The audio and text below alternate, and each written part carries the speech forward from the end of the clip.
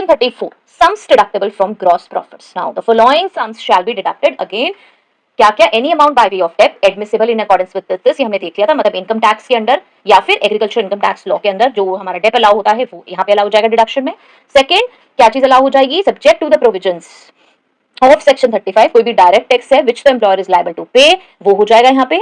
और नेक्स्ट आता है हमारा सी, जो कि सच फर्दर सम्स जो कि प्रिस्क्राइब्ड की जाएंगी, सच फर्दर सम्स जो कि बताई जाएंगी, वो भी यहाँ पे आप डिडक्ट कर लोगे. ठीक है, तो ये सारे डिडक्शंस अलाउड हैं. जो बार बार सेक्शन 34 डिडक्शन आता था, वो ये डिडक्शंस है हमारी. ठीक है, इन शॉर्ट में क्या क्या है देखिए भाई, depreciation as per tax laws, direct taxes as per section 35 और कोई और डिडक्शंस जो कि अलाउ करेगी सेंट्रल गवर्नमेंट. ठीक है, तो यहां से हमारा ऐसे अवेलेबल सरप्लस निकल जाएगा जब हम ग्रॉस प्रॉफिट में से ये डिडक्शंस माइनस कर देंगे.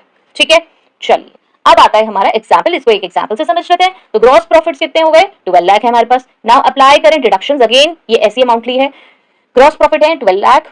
नाउ अप्लाई डिडक्शंस, डेप्रिसिएशन जैसे फॉर एग्जांपल मेरे पास 2 लाख है, इनकम टैक्स पेड मेरे पास जैसे 1,50,000 है, और कोई और डिडक्शंस है जो कि अलाउ करी है गवर्नमेंट ने, वो है 50,000. तो टोटल डिडक्शंस कितनी हो गई, 2 लाख प्लस 1,50,000 प्लस 50,000, ये हो गई 4 लाख. तो टोटल डिडक्शंस कितनी हो गई, 4 लाख की मेरी डिडक्शंस हो गई. ठीक है, sums deductible from gross profits. Available surplus अब कितना हो जाएगा, देखिए ग्रॉस प्रॉफिट में से मुझे डिडक्शंस लेस करनी थी, तो मेरा अवेलेबल सरप्लस आ जाएगा. तो 12 लाख माइनस 4 लाख हो गया मेरा 8 लाख. नाउ ये जो 8 लाख है ये हमारा ऑब्वियसली बेस अमाउंट है अवेलेबल सरप्लस, जिस पे हम कैलकुलेट करेंगे एलोकेबल सरप्लस, जिससे बोनस पे होगा.